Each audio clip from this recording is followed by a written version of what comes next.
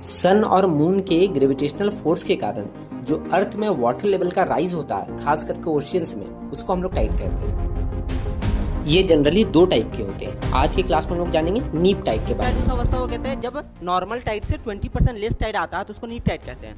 तो obvious सी बात है, यहाँ पर 90 डिग्री के एंगल पर सन, मून और अर्थ रहेगा। जैसे हम लोग पहले पढ़े सिजगी में क्या होता था कि 180 डिग्री रहता था, है ना। सन, मून और अर्थ तीनों सेंटर में रहता था, एक लाइन में रहता था, तो मैक्सिमम ग्रेविटी अर्थ एक्सपीरियंस करता था, जिसकी वजह से वो कंडीशन आता था हाई टाइड का, ये स्प्रिंग टाइड का।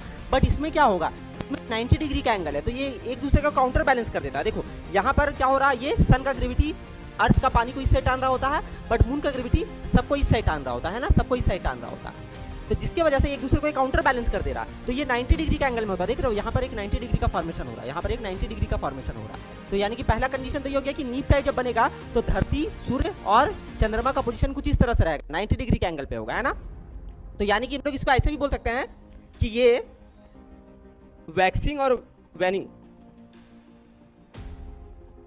वैक्सिंग और वेनिंग के 7वें दिन होता है, कि 7वें दिन होता है, नहीं होता 7वें दिन। देखो यहाँ पर जब रहता है मून, तो यहाँ पर जब मून रहता है तो फुल मून रहता है, और जब यहाँ पर मून रहता है तो ये न्यू मून रहता है, तुम लोग पढ़ ही लिया। यहाँ पर जब मून रहता है तो ये फुल मून रहता है, और यहाँ पर जब मून रहता है तो यहाँ पे न्यू मून कहलाता है ना। तो जब ये वाला पीरियड फुल मून से यहाँ पे 7 दिन लग जाता है चांद को यहाँ पर पहुँचने में, 90 डिग्री पहुँचने में, फिर 7 दिन यहाँ पहुँचने में लग जाएगा। तो ये पीरियड जो होता है, इसको वेनिंग मून कहते हैं। वेनिंग मून क्या होता है, वेनिंग मून होता है जब आपको जाकर के मतलब पूर्णिमा से चंद्रमा अमावस्या की ओर बढ़ रही होती है। तुम लोग को लास्ट क्लास में बताया था मून का फेजेस में, जब पूर्णिमा से अमावस्या की ओर बढ़ रही होती है तो उसको वेनिंग पीरियड कहा जाता है, और जब अमावस्या से पूर्णिमा की ओर जा रही होती है यहाँ पर तो इसको वैक्सिंग मून कहा जाता है। इसको वैक्सिंग मून कहा जाता है, इसको कहते हैं वैक्सिंग मून, और इसको कहते हैं वेनिंग मून। तो वैक्सिंग मून का 7वें दिन, यानी कि 7वें दिन यहाँ पर 7 दिन बाद, और यहाँ पर 7 दिन बाद, तो यानी कि यहाँ पर 7 दिन बाद, यानी कि यहाँ से यहाँ पहुँचने में भी लग जाएगा 7 दिन का समय।